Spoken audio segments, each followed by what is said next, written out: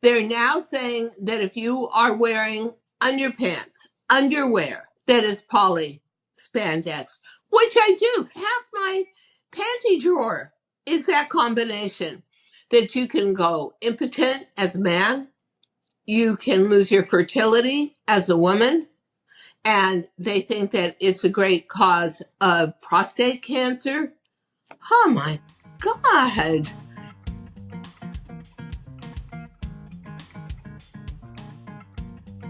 Hi, everybody. Diane Gilman here, formerly the Queen of Jeans on QVC and HSN, but now proud host of my podcast, Too Young to Be Old.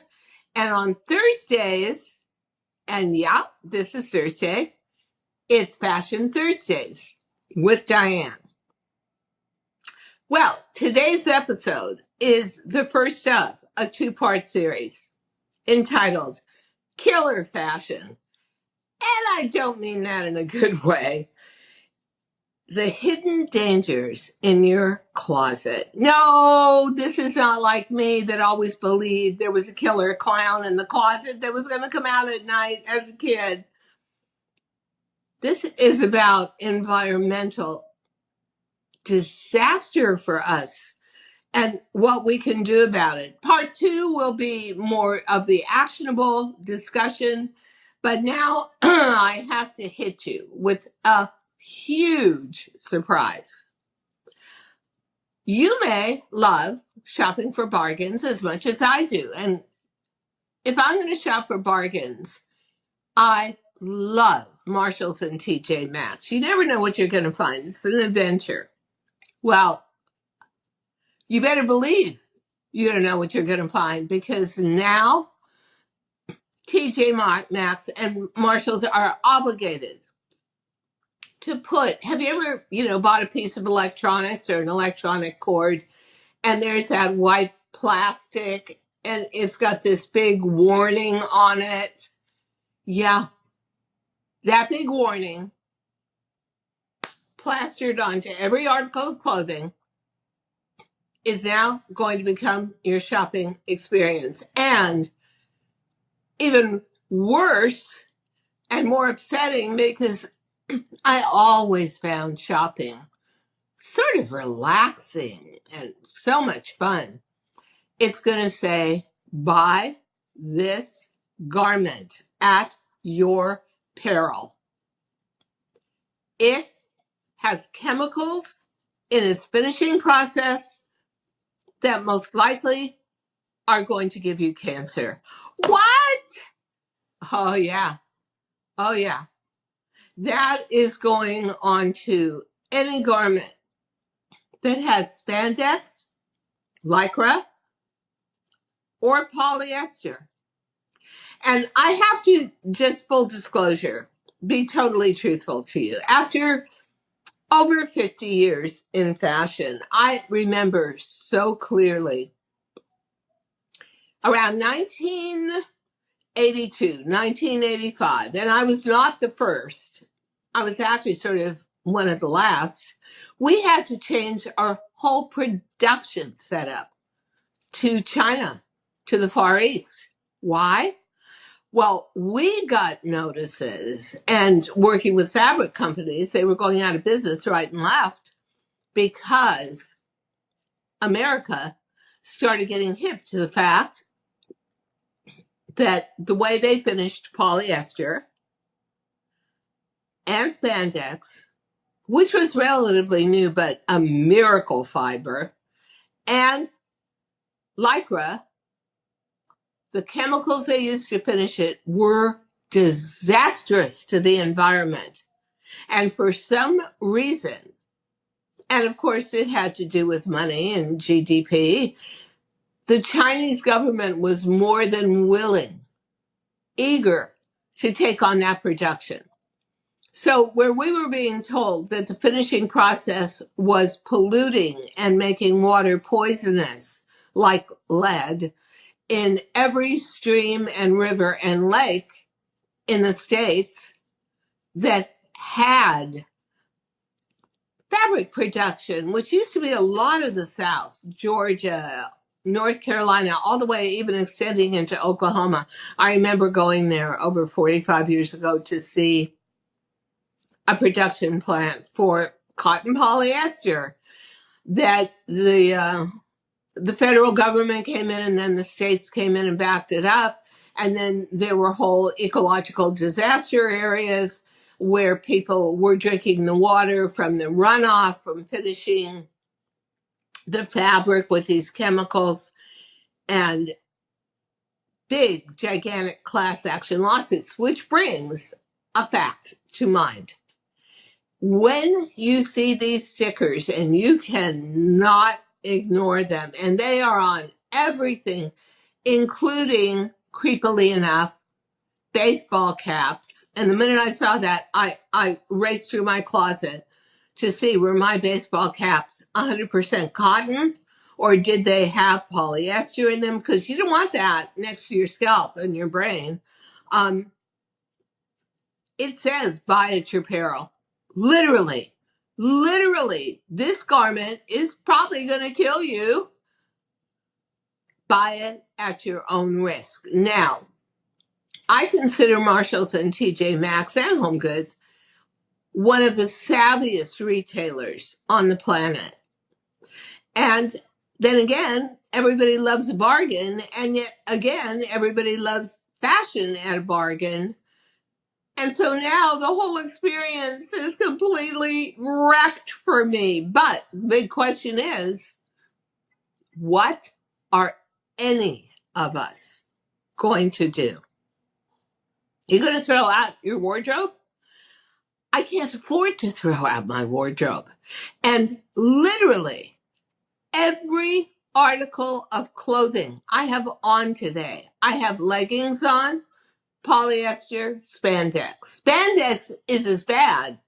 Spandex and lycra are as bad in finishing them off as the polyester is. So imagine putting it together. So I'm wearing leggings. Then I'm wearing this turtleneck, which is loaded with spandex and cotton, but still spandex. I'm wearing this hoodie, which is cotton polyester spandex. And any place where your skin is exposed to this, or any combination of, you are at risk. You are at risk of getting a condition. They're now saying that if you are wearing underpants, underwear that is poly spandex, which I do, half my panty drawer is that combination, that you can go impotent as a man, you can lose your fertility as a woman, and they think that it's a great cause of prostate cancer. Oh my God. And if you are wearing bras that are made with polyester and spandex, and you know, the new bra, which really like has those seams in it, no underwires, but is loaded with spandex and poly, you can get breast cancer. You know, at a certain point, I just am beginning to feel like our entire environment is dangerous. So what did we do? Well, the water you drink. I was a kid that grew up in the 50s. You were drinking tap water, and everybody thought perfectly safe. Little did we know that whole parts of the country, it had lead in it. Hi, it's Diane Gilman. Guess what? If you are in the same bucket I'm in, which is women over 50, and you're thinking to yourself, how do I find out the best products to use? Maybe you've heard me talk about Purity Woods. And maybe you've asked me, I don't know, Diane, why do you love it? I'll tell you.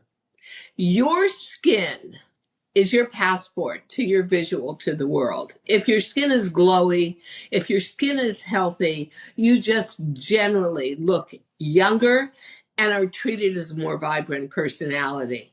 Why do I like Purity Woods? 100% organic. There is so much pollution in the air, so much pollution even if I go to wash my face with tap water. So many chemicals. I truly appreciate products that not only feel pure, but the scent of Purity Woods is just unbelievably refreshing. So, you know what?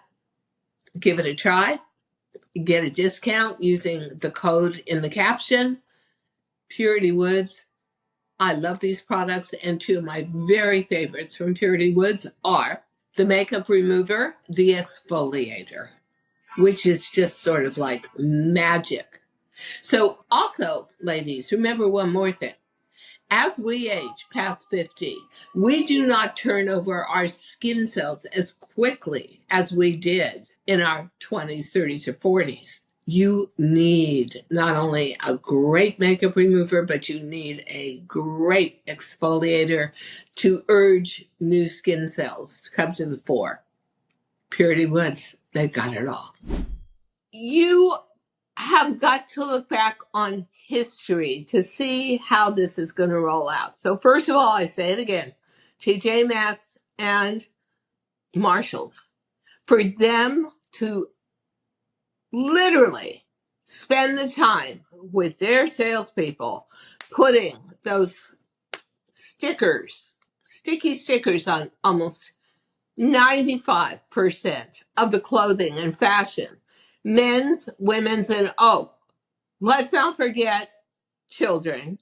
And of course, let's not forget hats and what you're wearing on your skull and infant wear. That too. I just bought the cutest thing that looked like a little white bear with ears for a friend of mine who had a child. It was 100% polyester with spandex. Oh my God. And that was for a newborn, like 1 month old. So it is unbelievable the hidden dangers in our environment. And no wonder there's been a jump of cancer. Now, minimum of 50%, 50, of all Americans will experience at least one form of cancer in their lifetime. And I'll tell you what, it all comes from a hostile environment that honestly, in its own way, we have created for ourselves. And I say that with a lot of responsibility because I was in fashion for over 50 years. And I must tell you, and I'll tell you a little bit about my fashion history, my career history.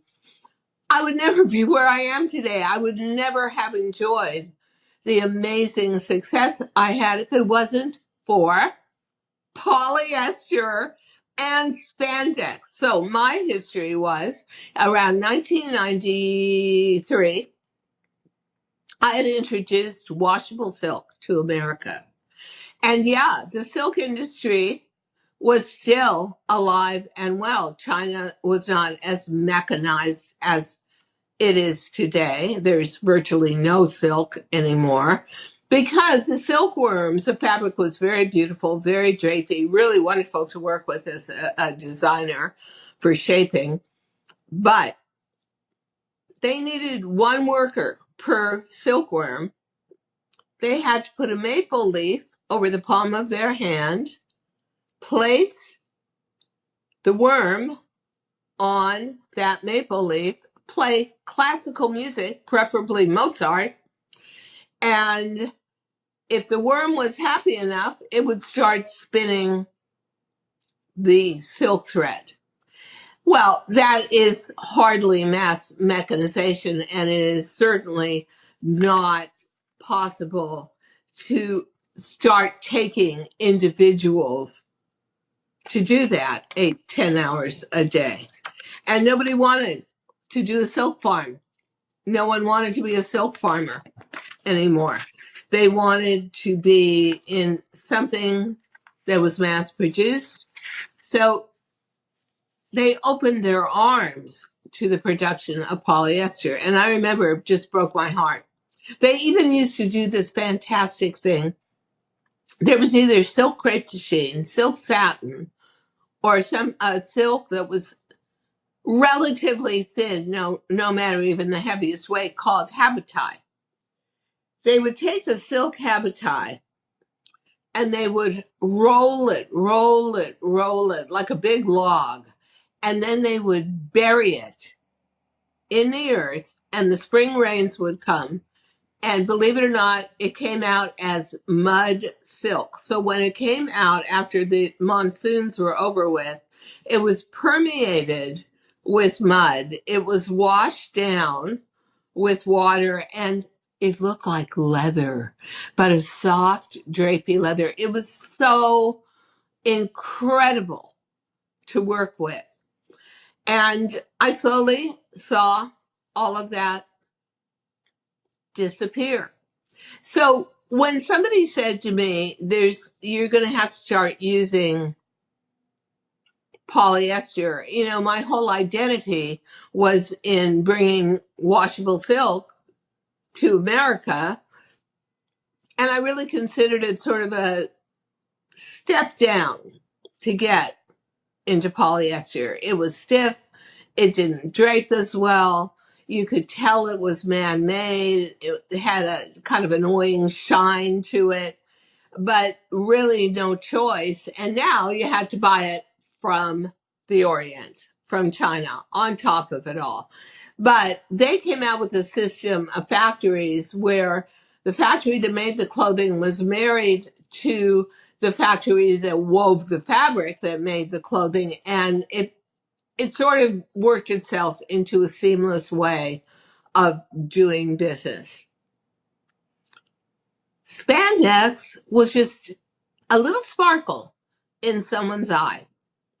So when the 90s came, and which had that hysterical fashion of gym wear and all these knit pieces, including leg warmers and headbands that had stretch to them, that was truly a huge invention and a revolution.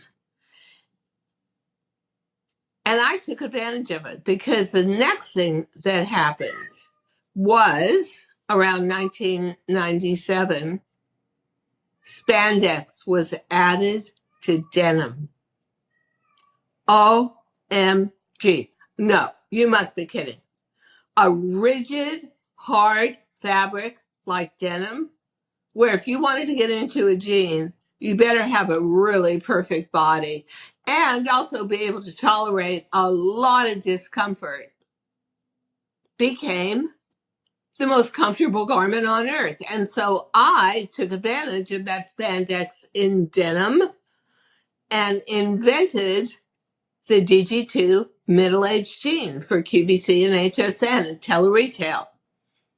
It was a jean with forgiveness. It was a jean we washed down with a lot of probably not so eco-friendly chemicals.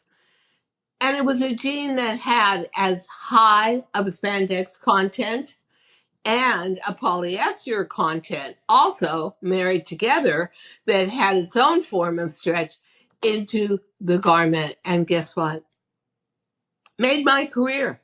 I shot from okay company. I mean, I did well my whole life, but I shot from an okay company into the stratosphere of $100 million a year based on polyester and spandex. I think at this point, DG2 has sold 25 million jeans in 18 years that it was founded and alive. And it was all based on polyester for washability and the silky inside feel and stretch. So I want to ask everybody a question. What are we going to do about this? I mean, I'm going to tell you that in part 2 of our series, there'll be answers from an expert who actually won an Emmy for creating a documentary about the hidden dangers in your closet and sustainable fashion. But another thing happened along the way.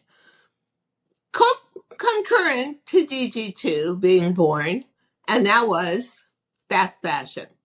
What is fast fashion? Fast fashion is based on man-made fibers that need a lot of poisonous chemicals that will run off into the soil, topsoil, and the water based on stretch and cheap. So America got really hooked on fast fashion. Me too. I mean, I buy layering items. They're all polyester. My whole underwear wardrobe is polyester and spandex. Everything I own at this point is stretchy. What are we going to do? Are we willing to give up stretch? Are we willing to give up price? Are we willing to give up easy availability? When we realized that there were a lot of sustainable fashion companies forming out there in the market, SDG2, with a huge dedicated audience on HSN and QVC, and it was international as well. We thought, okay, we've always been ahead of the curve, where I saw myself more as fashion inventor than even a designer inventing the middle-aged jean with a totally different set of measurements and an unheard of 8 to 10 inches of stretch in the waistband. Let's try sustainable. What does sustainable mean? Nobody really could explain it to you. It was just, you were going to try and sell organic cotton. We didn't even know that spandex was a bad thing for your body.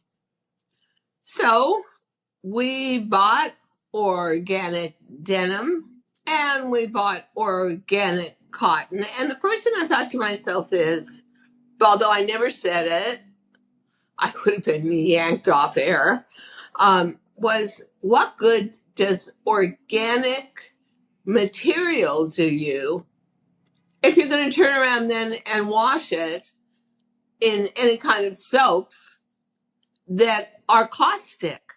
Like, then you have to sort of carry on the whole thing of green, where the fabric you bought was green.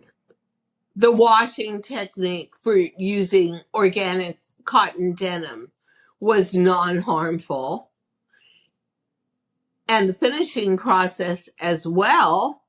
And then you have to sort of tell your audience, oh, and by the way, you really should buy organic soap and wash it a certain way where there isn't a lot of runoff. Forget it. Because here's the kicker. Designing sustainable, the garment was at least 2.5 to 3 times as expensive. Can you imagine that? To get non-poisonous fabric, you have to pay 3 times more, but you do. And now you've got a real problem. Not only are you telling people it's not going to have as much stretch, it's absolutely special care. You cannot and should not dry clean it because that has a million chemicals in it. But you're going to have to pay 3 times more. Good luck. So we had an audience in tele-retail that was very resistant to green dressing, which is what I call it, and didn't see, they're old school. I was old school. I didn't see the importance of it. All I felt constantly was I had fast fashion breathing down my neck. I had to watch out for what H&M and Zara was doing because they were masters at bringing out fast fashion, great fashion items at an insane price. And actually, they were major contributors to the pollution. So I'm also going to look back at the history of 2 things: tobacco industry and the food industry. So I remember in the 60s, I was living in LA, Beverly Hills, had this gorgeous doctor. And I remember him coming in one day. He was late for his appointment with me. And he was in a tuxedo, like he'd been up partying all night, which he had, with a cigarette in his hand. And he was examining me with the cigarette in his mouth. Oh, yeah. There was a time when people watched advertisements on TV that said, smoking is good for you. It calms you down. So it's healthy for your heart. Yeah. That was the 60s, mid 60s. How long did it take from that point until today, when there's no advertisements for cigarettes on TV? The industry is basically diminished by 95%. We all see, and it's super exposed, smoking is cancerous and also brings about heart disease and a million bad things. And it's not smart to smoke. And even if you were a smoker, and I was until the 80s, the early 80s, I gave it up. It wasn't for some reason tough for me to do, but I felt so much better. And they hammered it on television. Smoking will kill you. Smoking will kill you. Smoking will kill you. And the tobacco industry, which had so much money, constantly fought back. Like, that's a lie. But it took 50 years, but it became obvious that the tobacco industry had hidden the fact that 30, 40 years earlier, they already knew that smoking would kill you, but they were making so much money. They could surround themselves and shelter themselves with a whole series of lies about the fact that it was exactly opposite. Not only did you want to smoke, but if you were a woman and you wanted a man, there was nothing more sophisticated and sexy than smoking. And look at all the movies out of the 60s and the 70s, James Bond, and they're all smokers and they're looking oh so cool. So that was a whole social thing. Now, for many years, and for some reason, the whole fast food thing absolutely eluded me. I didn't like it. I didn't want it. It wasn't attractive to you. I was like not a big hamburger person. But they are now coming out and saying fast food will kill you. And they have proven in the medical community that if you and your child or your grandchild, you're living on a preponderance of fast food as your diet, you will be born. That is like environmental suicide. You will be born with a lower IQ, a much reduced lifespan by at least a decade, and a hugely inflated percentage chance of getting Alzheimer's or dementia. Yikes! But what do you do? What do you do if that is your budget? And that's your way to get protein. But, be forewarned. It's out there. And you're beginning to see that now in specials on cable TV, how deleterious that diet is. But you're not hearing a thing about clothing. Not yet. Or the fact that how it's finished, whatever those deadly chemicals are that they are finishing, our leggings, our underpants, our bras, our children's wear, our infant onesies, is killer. I never was attracted to fast food, but I'm sure attracted to fast fashion. I was never attracted to fast food, so I didn't, and even as the lousiest cook on earth, I'll still make myself a simple protein meal rather than go out and get fast food. What do we do? I don't think any of us can afford to turn around and say, oh, I'll just give up stretch. I know for me in my late 70s, I don't look good if I don't feel good. And I don't feel good if I don't have a ton of stretch in my apparel, ultimate forgiveness and comfort. Next thing is, if you are going to say, okay, I'll throw away half my wardrobe, I'm not going to have any stretch in my clothing anymore. Oh, and by the way,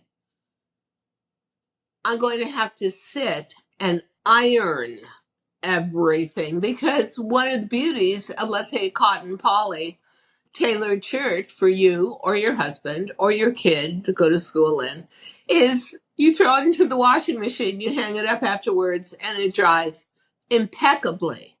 So in a world that is so fast and always revolving faster and faster, really? I remember in the 50s, my mother setting up, she had like 2 days a week where she devoted 4 or 5 hours of that day to ironing my father's clothing for work. And let me tell you what, it didn't look fun. It looked tedious. And she definitely let me know this was not her favorite part of the week. She hated it. But are we going to do that again? Are we going to give up efficiency? Are we going to give up ease of wear? Are we going to give up comfort and the universality of real stretch? That means, yeah, one day you're small, the next day you're sort of bordering on a medium because you overate, but it's all okay because you're wearing poly spandex.